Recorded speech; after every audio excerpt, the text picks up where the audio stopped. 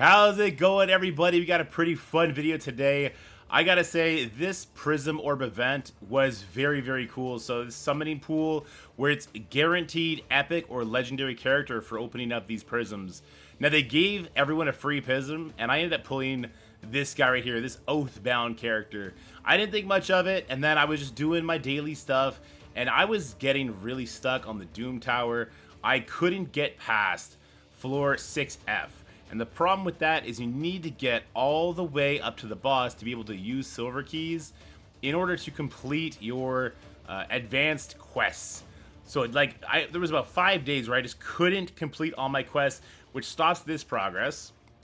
It stops you from getting this energy daily, and that adds up. And that was a real feels bad moment. But once I got the Oathkeeper, I was able to build him up, and I got him to 5 stars right away. I put some defensive gear on him, and he was an absolute monster. He helps so much. So I've been wrestling with it for a few days. I'm like, you know what? There's that one offer, 60 bucks. I could open up 3 of these, 6% chance for a legendary. So that is what we're gonna do today.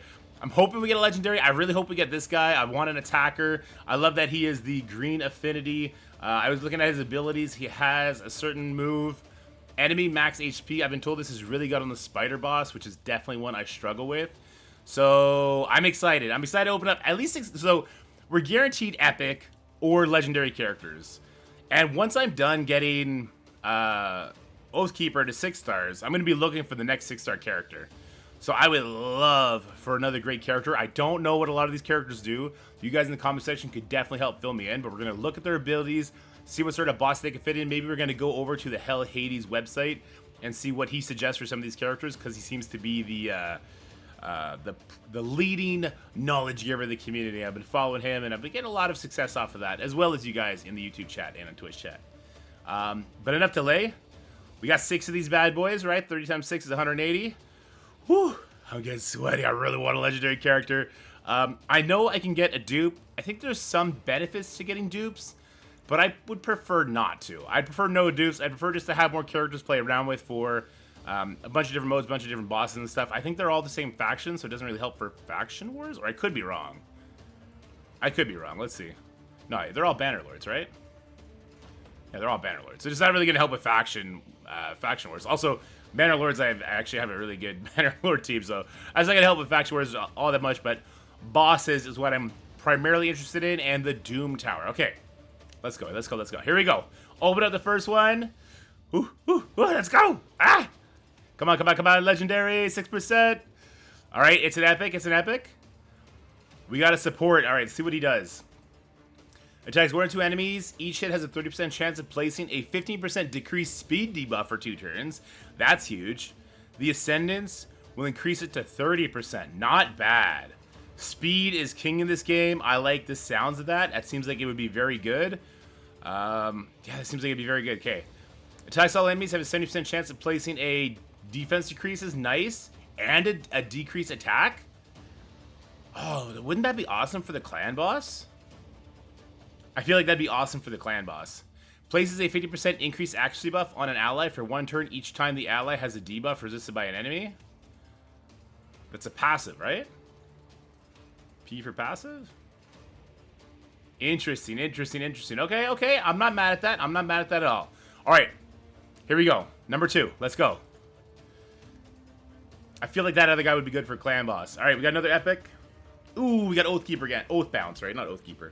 Well, we got our first dupes. We're going to figure out what we end up doing with dupes. He is a very good character. Like, I've really been enjoying using him, so getting him buffed up is not going to be bad. So he does freeze, but he also does decrease attack. And I got him ascended, so it's 50%. He does turn meter removal, so that's pretty good. 30% to block active skills. So he's got a lot going for him. He's a good character. But I really want an attacker. Any legendary attacker or not, I would love. But I would really love that legendary attacker right there. Another epic. Okay. She's an attacker. What's her affinity? What's her affinity? Okay, she's red affinity. We got a lot of red characters. That's okay. Let's see what she is. Fills this champion's turn meter by 15% if this attack is critical. All right, so she's going to be scaling up, create a little bit. Plays an extra hit if this attack is critical. Okay. Fills the turn meter of all allies by 30% if this attack kills an enemy. Okay. Okay. Increase attacks all enemies. Places a 30% increased crit damage buff on all allies for 2 turns. That's dope. The Ascended skill on allies also places 50% increased attack buff on all allies for 2 turns. Okay. Alright, I'm not mad at that. I'm not mad at that at all. We got 3 more pulls. I really want a strong solo attacker. Someone who can be like a solo carry. Or just any legendary. Come on, come on, come on. Let's go, let's go, let's go. Come on, Lego, Lego, Lego, Lego. Streamer luck, streamer luck. Okay, no, we got epic again. Alright, we got another attack. It's another red. Let's see what we got going on here. Attack one enemy 2 times. The first hit has a 40% chance of placing a decreased defense debuff for 2 turns. The second hit has a 40% chance of placing a 30% decreased speed debuff for 2 turns. Again, speed is king. Seems like a really good A1. Removes all debuffs from this champion, then attacks all enemies. Okay, okay. Attack one enemy will ignore 30% of target's defense. Place a 50% increased attack buff and 30% increased crit damage buff on this champion for 2 turns if this attack kills an enemy. These buffs cannot be removed. Okay. What does the Ascension do? Increase ally speed in arena battles by 20. That seems interesting. I think like Deacon does that too, though. Maybe his like 19%. I don't know. All right, 2 more. Come on, let's go, let's go, let's go, let's go. Come on, Lego, Lego, Lego, Lego. Okay, another epic. Okay. We got another attack character. Attack one enemy has a 50% chance of placing a stun debuff for 1 turn. Has a 40% chance of placing a stun debuff for 1 turn instead if the target has more than 75% turn meter. Oh, nice. Like, stops them in their tracks. Places a 30% increased crit rate buff and 30% increased damage buff on this champion for 2 turns, then attacks one enemy. Will ignore 25% of the target's defense. Will ignore 50% of the target's defense instead if the target is under an increased defense buff. Alright. What's the Ascendant? Immune to fear, turn fear, freeze, provoke, sleep, stun, petrification. That sounds really powerful. If his damage scales really well, this will be great for like the Ice Golem, who often puts me into like a freeze position, and that causes issues. I don't think you can stun the boss, but yeah, I'm not mad at that. Increase ally resistance in Doom Tower by 50. Ooh, like a Doom Tower specialist? Alright, last one. Come on, streamer luck, don't fail me. Don't fail me now. Here we go. Pop it. Let's go. Let's go. Let's go. Ah, I don't want to see. I don't want to see. I don't want to see. Okay, it's epic. And it's another Oathbound. Shit. We got this guy 3 times now. All right. Well, we're definitely going to figure out what the duplicate stuff does. Yeah, I'm a little bummed we got the Oathbound 3 times. I have no idea what that is. We're going to have to figure that out. You know what? Let's go Ancient Shard. We're probably gonna get nothing here of interest, but let's go for it anyway. I don't know who's best. We're just gonna do this. Here we go. Probably a rare. Yeah, a nice rare character. Probably food. Riskarum. Let's see. 20% chance of placing a stun. Any kind of stun I think is gonna be good. Place a shield buff on this champion for 2 turns equal to 20% of their max HP. Attacking all enemies. Oh. On this champion, is it their max HP as in all the enemies or his max HP? Damage based off defense. Places counterattack buff on a target ally for 2 turns. That's good. Increase defense buff on all allies. Oh, that's good too. Increase ally defense in faction crypts. What is he? He's another Bannerlord. All right, we got enough Bannerlords for days now. All right, all right, all right. We're gonna have to go to the drawing board and figure this out. I want to say it might be Altar of Souls where we do this. Is this where we do it? Mystic Market? Where do we do it? I'm gonna figure this out. We're gonna have some fun with it. I don't regret it. I don't think. Because I did get some characters that look interesting. I think it was it this one that looked interesting? The most interesting, I should say. The decreased speed by 30%. I don't think it was this one. Who was the one that looked the most interesting to me?